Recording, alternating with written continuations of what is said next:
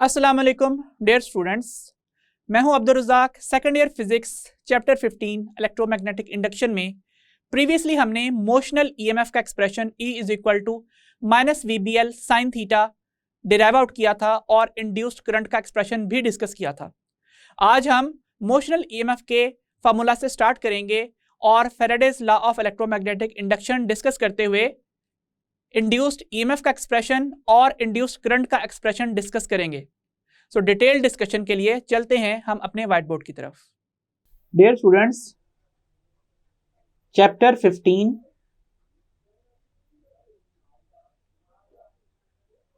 Electromagnetic induction में आज हमने जो लॉन्ग क्वेश्चन पढ़ना है उसका नाम है Faraday's law and induced EMF. सबसे पहली हेडिंग हम लिखेंगे इसके इंट्रोडक्शन की। इंट्रोडक्शन में हम ये बात बताएंगे कि we know that the expression for motional EMF is E is equal to minus VBL sin theta, where theta is the angle between velocity of the conductor and the direction of applied magnetic field। और हम ये बात भी लिखेंगे कि if theta is equal to 90 degree, that means motion of conductor is perpendicular to magnetic field, then sin theta is equal to sin 90 degree is equal to 1. So the expression for EMF becomes E is equal to minus VBL. Next हम ये बात लिखेंगे the similar explanation can be done in terms of change in magnetic flux। तो हम यही सारे discussion change in magnetic flux के terms में भी कर सकते हैं।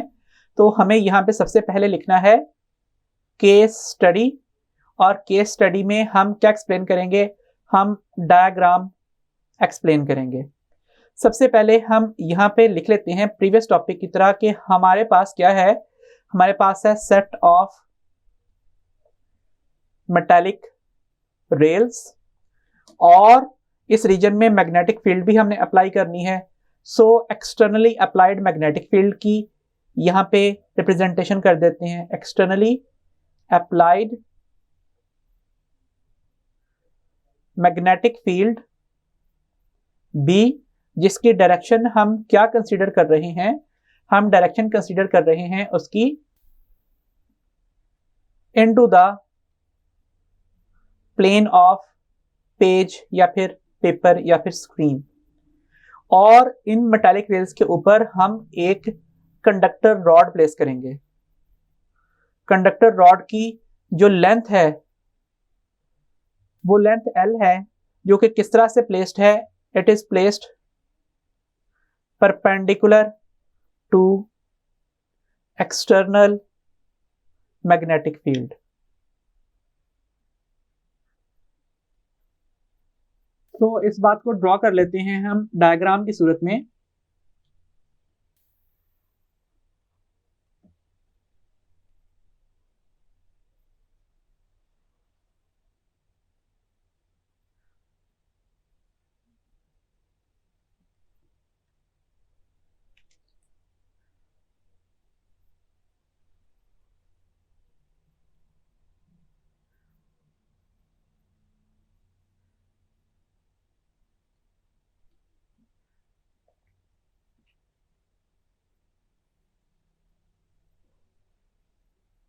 सो ये है सेट ऑफ मेटालिक रेल्स। इसमें हमने एक कंडक्टर प्लेस करना है इस तरह से, कि ये है कंडक्टर। इस कंडक्टर की लेंथ जो कि इन रॉड्स के दरमियान में मौजूद है वो लेंथ L है, और इस रीजन में एक मैग्नेटिक फील्ड भी अप्लाइड है, और मैग्नेटिक फील्ड की डायरेक्शन क्या है, it is into the plane of the paper, इस तरह से।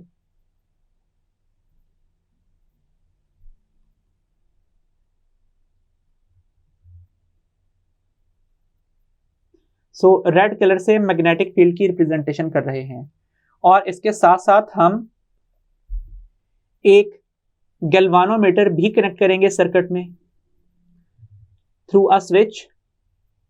तो यहां पे स्विच रिप्रेजेंटेड है, तो ये गैल्वानोमीटर का अगर स्विच क्लोज्ड होगा, दैट मींस ऑन होगा, तो इसमें से करंट फ्लो कर सकता है। अब पहले की तरह हम क्या करेंगे, हम एक एक्सटर्नल फोर्स अप्लाई करेंगे रॉड के ऊपर, और एक्सटर्नल फोर्स की जो डायरेक्शन होगी वो क्या होगी, it will be towards right. इस फोर्स से क्या होगा, इस फोर्स से रॉड मूव करेगी यूनिफॉर्म वेलोसिटी के साथ। किसके साथ, यूनिफॉर्म वेलोसिटी के साथ। और इसकी डायरेक्शन क्या होगी, इसकी डायरेक्शन वही होगी जो कि फोर्स की डायरेक्शन है। सो यहाँ पे इस डायरेक्शन में वेलोसिटी v को रिप्रेजेंट कर देते हैं। अब जब ये रॉड मूव करेगी तो यहाँ पे इस जगह के ऊपर पॉजिटिव चार्ज पहले की तरह एक मैग्नेटिक फोर्स फील करेगा, और वो मैग्नेटिक फोर्स किस तरफ होगी, वो अपवर्ड होगी। तो अपवर्ड यहाँ पे रिप्रेजेंट कर देते हैं मैग्नेटिक फोर्स FB, और इस मैग्नेटिक फोर्स की वजह से यहाँ पे इस एंड के ऊपर पॉजिटिव चार्जेस जमा होना शुरू हो जाएंगे इस रॉड के ऊपर।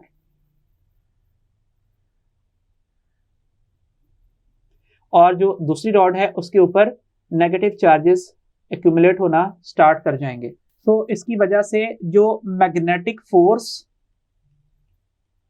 एक्ट कर रही है चार्ज कैरियर्स के ऊपर, असल में तो किसी भी मेटालिक कंडक्टर में चार्ज कैरियर्स इलेक्ट्रॉन्स होते हैं, लेकिन हम यहाँ पे conventional charges, positive charges consider कर रहे हैं। उस मैग्नेटिक फोर्स का जो कि इन पॉजिटिव चार्ज पे एक्ट करती है, एक्सप्रेशन है QV क्रॉस B। और फर्दर आप इसे लिख सकते हैं FB is equal to QVB sine theta into unit vector n। और जो इसकी डायरेक्शन है वो कैसे फाइंड आउट कर सकते हैं, वो आप प्रीवियस टॉपिक की तरह 3 मेथड से फाइंड आउट कर सकते हैं। पहला है right hand rule for vector product, और नेक्स्ट है राइट हैंड पाम रूल, और उसके बाद जो नेक्स्ट मेथड है वो क्या है, वो है फ्लेमिंग्स लेफ्ट हैंड रूल। सो हम इनमें से किसी भी एक की मदद से डायग्राम को एक्सप्लेन कर देंगे। डायग्राम में हमने क्या किया है कि रॉड को मूव किया है। सो ये जो डायरेक्शनल फार्मूला है इसका right hand rule for vector product के हिसाब से वो लिखा जाएगा FB is equal to V cross B। Directions की बात है, आप सबसे पहले अपने राइट हैंड के फिंगर्स को वेलोसिटी की डायरेक्शन में ओपन कीजिए, फिर कर्ल करते हुए मैग्नेटिक फील्ड की तरफ ले जाइए। थंब आपका अपवर्ड पॉइंट आउट करेगा जो कि किसी पॉजिटिव चार्ज के ऊपर एक्ट करने वाली मैग्नेटिक फोर्स को बताएगा। अगर आप right hand palm rule use करना चाहते हैं तो आप क्या कीजिए, अपनी फिंगर्स को मैग्नेटिक फील्ड की डायरेक्शन में ओपन कीजिए, into the page point out करेंगी। थंब वेलोसिटी की डायरेक्शन में पॉइंट आउट करेगा, that is in the right direction. और जो नॉर्मल टू द पाम है, दैट मींस हथेली से परपेंडिकुलर बनने वाली लाइन, वो मैग्नेटिक फोर्स को बताएगी। तो इस तरीके से भी आप एक्सप्लेन कर सकते हैं।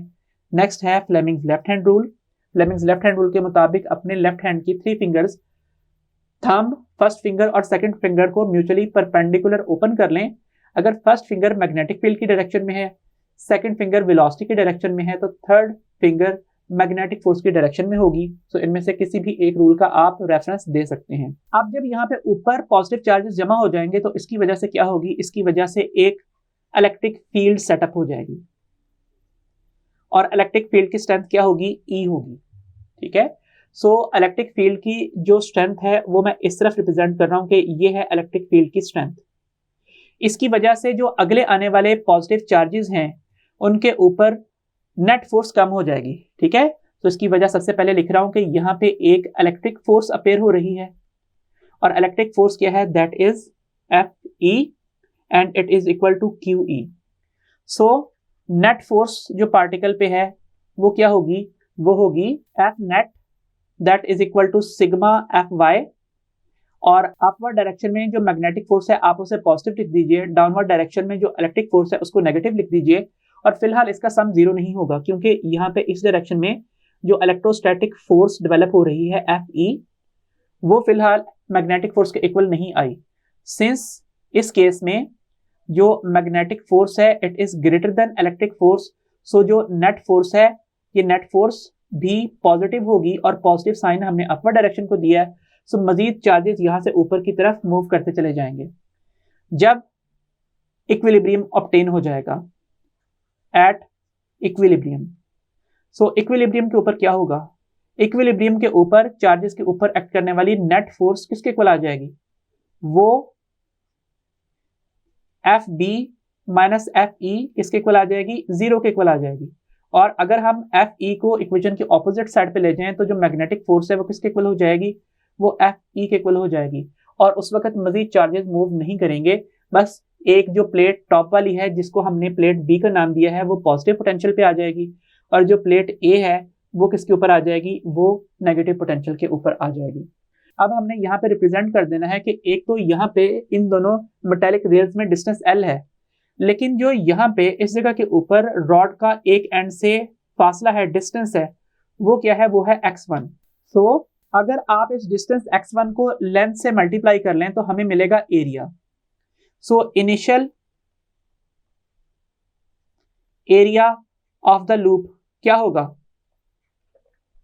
वो होगा a1 that is equal to x1 L1। इससे पहले हम मैथमेटिकल डिस्कशन की हेडिंग भी लिख लेते हैं।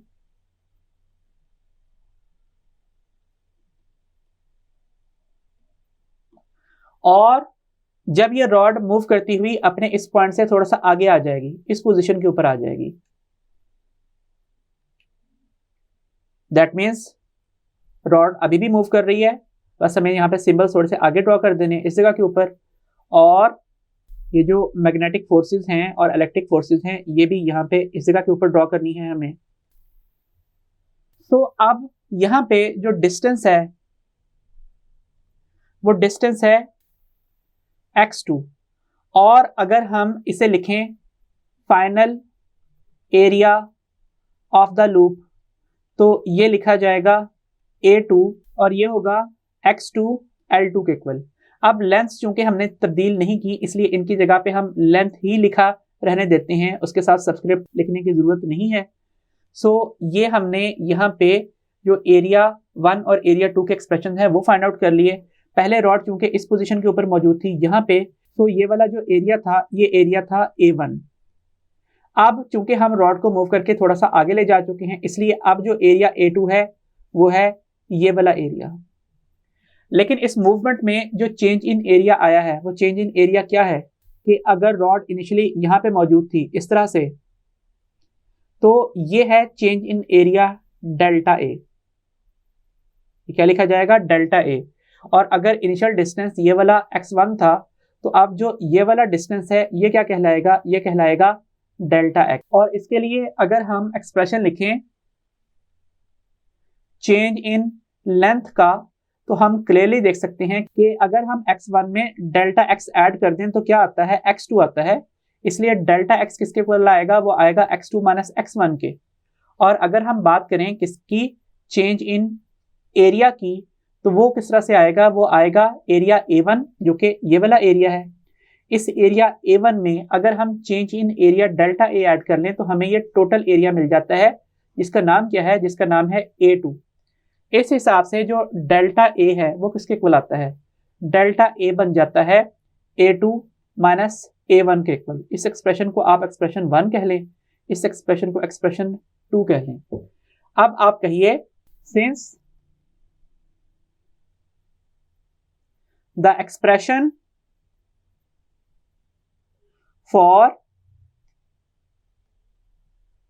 motional EMF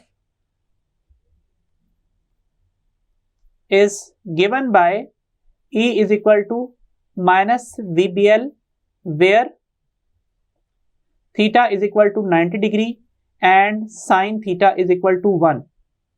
We know that velocity is rate of covering distance और हमारे इस केस में जो डिस्टेंस है डेल्टा एस वो डेल्टा एक्स के इक्वल लिखा गया है।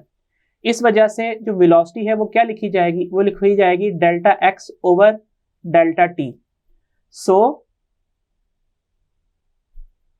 इक्वेशन 3 बिकम्स, इक्वेशन नंबर 3 क्या बन जाएगी, ये बन जाएगी E is equal to minus delta X over delta T, साथ लिखा जाएगा BL और रीअरेंजिंग के बाद इक्वेशन क्या बन जाएगी, E is equal to minus delta X L, ये दोनों मल्टीप्लाई हो गए, B को वैसे लिख लेते हैं साथ डिवाइडेड बाय डेल्टा टी। और हम ये बात लिख चुके हैं कि जो डेल्टा एक्स और L का मल्टीपल है वो क्या कहलाता है, वो डेल्टा A कहलाता है। ठीक है, सो यहाँ पे हम इक्वेशन 2 का हवाला देंगे। सबसे पहले आप इस इक्वेशन को इक्वेशन 4 कह लीजिए और लिखिए we know from equation 2 that delta A is equal to A2 minus A1 that is equal to x2L minus x1L, that means x2 minus x1 into L और delta A is equal to delta x into L। So equation 4 becomes, equation 4 क्या बन जाएगी, ये बन जाएगी E is equal to minus delta A into B over delta T। This is equation 5। हम इसको इस तरह से लिख लेते हैं E is equal to minus B delta A over delta T। Next हम लिख लेते हैं F magnetic field is also changing. अगर मैग्नेटिक फील्ड भी चेंज हो रही हो तो हम इसे डेल्टा से बाहर नहीं लिख सकते, फिर हमें इसे लिखना पड़ेगा डेल्टा के अंदर। दैट मीन्स जो चेंज है वो किसके साथ अप्लाइड है, वो मैग्नेटिक फील्ड के साथ भी अप्लाइड है। ये है इक्वेशन 6। नेक्स्ट हमने यहाँ पे ये बात बतानी है कि ये जो डायग्राम है इसमें ये जो डिस्टेंस डेल्टा एक्स है और ये जो लेंथ L है इसको मल्टीप्लाई करके ये एरिया बना लें। ये एरिया अलहदा से बना रहा हूं इस तरफ। अगर हम इसको जरा साइड व्यू लेंगे तो हमें ये लाइन इस तरह दिखाई देगी और अगर हम इस लाइन का थोड़ा सा टॉप व्यू कर लेंगे तो हमें ये एरिया इस तरह से दिखाई देगा कि ये है एरिया। इस एरिया को हमने क्या कहा है, delta A, that means change in area, और जिसका नॉर्मल है वो किस तरफ है, वो अपवर्ड है। और ये जो मैग्नेटिक फील्ड इसके अंदर से पास कर रही है ये इस तरह से पास कर रही है। सो बताइए कि इस जगह के ऊपर मैग्नेटिक फील्ड का वेक्टर एरिया या फिर नॉर्मल टू द एरिया के साथ क्या एंगल है, वो 0 डिग्री है। और हमें ये बात पता है कि जो मैग्नेटिक फ्लक्स का एक्सप्रेशन है B डॉट A, उसमें जो एंगल आता है BA cos थीटा, उसमें थीटा किस चीज का एंगल है, वो मैग्नेटिक फील्ड और नॉर्मल टू द एरिया में बनने वाला एंगल है। जबकि जो हमने टॉपिक स्टार्ट में एक्सप्रेशन लिखा था माइनस VBL साइन थीटा, सो उसमें थीटा वेलोसिटी और मैग्नेटिक फील्ड में बनने वाला एंगल था। हमने डेरिवेशन के स्टार्ट में यहाँ से साइन थीटा खत्म कर लिया था ये कह के साइन थीटा में थीटा की वैल्यू 90 डिग्री है। तो जब यहाँ पे थीटा की वैल्यू 90 डिग्री होगी, इस थीटा की वैल्यू उस वक्त 0 डिग्री होगी, क्योंकि मैग्नेटिक फील्ड किस तरह से बनेगी, एरिया वेक्टर के साथ पैरेलल और स्केलर एरिया के साथ या फिर प्लेन ऑफ द एरिया के साथ परपेंडिकुलर। सो हम इस एक्सप्रेशन में यहाँ पे cos थीटा इंट्रोड्यूस करने जा रहे हैं। So if the normal to the area is not parallel to the external magnetic field, अगर वेक्टर एरिया मैग्नेटिक फील्ड के साथ पैरेलल नहीं है तो ये जो इक्वेशन है, इक्वेशन 6, ये क्या बन जाएगी, equation 6 becomes E is equal to minus delta BA cos theta by delta T, this is equation 7। और अगर हम यहाँ पे एक बात और एक्सप्रेस कर दें, वो ये कि जिस तरीके से मैंने यहाँ पे एक रॉड रखी है, अगर यहाँ पे रॉड के बजाय कोई वायर रखी जाए इस तरह से, तो उसमें भी ईएमएफ इंड्यूस होगी। लेकिन अगर यहाँ पे सिर्फ वायर एक दफा इस मैग्नेटिक फील्ड के परपेंडिकुलर गुजर रही है, तो इसमें अपने जो चार्ज कैरियर्स हैं उनकी तादाद कंपेरेटिवली कम होगी। किस केस की निस्बत? अगर ये वायर घूम के दोबारा एक दफा इस जगह से गुजरे, अगर ये दोबारा गुजरती है तो इसका मतलब क्या है कि यहाँ पे चार्ज कैरियर ज्यादा हैं, सब पे फोर्स लगेगी, ये तमाम फोर्सेस एडअप होंगी और एडअप होके इस जगह के ऊपर जो प्लेट बी है, इस प्लेट के ऊपर एक्यूमुलेट होने वाले चार्जेस की तादाद बढ़ा देगी। अगर ये वायर फिर से घूम के यहाँ से गुजरती है इस तरह से, तो मजीद चार्ज कैरियर्स आएंगे। इसका मतलब है कि अगर नंबर ऑफ लूप्स ज्यादा हैं तो यहाँ पे इस जगह के ऊपर n भी आना चाहिए। So if the wire has n loops, अगर नंबर ऑफ टर्न्स n है तो फिर इंड्यूस्ड ईएमएफ का एक्सप्रेशन बन जाएगा -n delta B A cos theta over delta T. फिर लिखिए since magnetic flux phi B is equal to B A cos theta, so E is equal to -n delta phi by delta T. इस equation का number है equation 8 और ये equation Faraday's law of electromagnetic induction को define करती है। यहां से अगर हम इस लॉ को डिफाइन करना चाहें तो हम स्टेटमेंट किस तरह से लिख सकते हैं? हम स्टेटमेंट इस तरह से लिखेंगे, according to the Faraday's law of electromagnetic induction,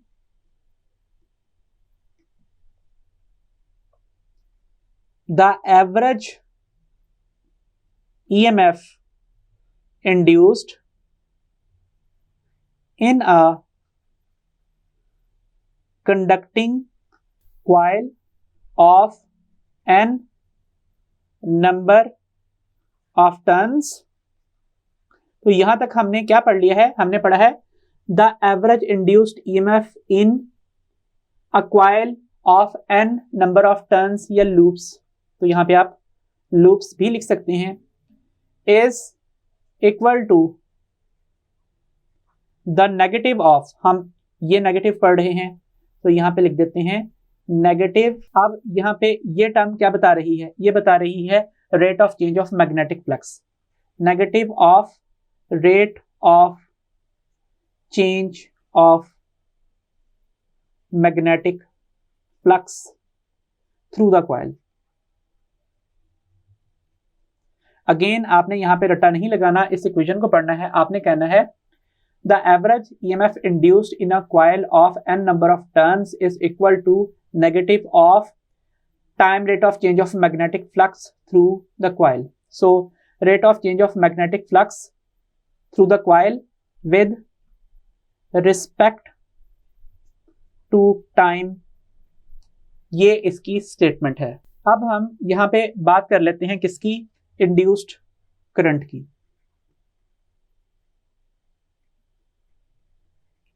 induced current के लिए जो हमारे डायग्राम है, हम इस डायग्राम में सर्किट कंप्लीट कर लेते हैं। तो सर्किट कंप्लीट करते ही यहां पे इस डायरेक्शन में करंट फ्लो करना स्टार्ट कर देगा। इंड्यूस करंट के लिए हम क्या लिखेंगे? इफ सर्किट इज कंप्लीट, उस सूरत में क्योंकि यहां पे इस प्लेट के ऊपर जो चार्ज कंसंट्रेशन है वो डिक्रीज कर जाएगी और नीचे वाली प्लेट के ऊपर भी, जिसकी वजह से जो मैग्नेटिक फोर्स है वो कंपैरेटिवली इलेक्ट्रिक फोर्स से ग्रेटर हो जाएगी और नेक्स्ट आने वाले चार्जेस ऊपर शिफ्ट होते जाएंगे और जैसे ही ये ऊपर आएंगे यहाँ पे एक्सटर्नल सर्किट से घूम के नीचे आ जाएंगे, फिर यहाँ पे फ्लो करेंगे, फिर नीचे आ जाएंगे, फिर फ्लो करेंगे। तो इस तरीके से लूप में घूमना स्टार्ट कर देंगे और जो इंड्यूस्ड करंट है उसका एक्सप्रेशन क्या लिखा जाएगा? हम यहाँ पे लिखेंगे by Ohm's law the induced EMF is equal to IR और the induced current is equal to EMF over R.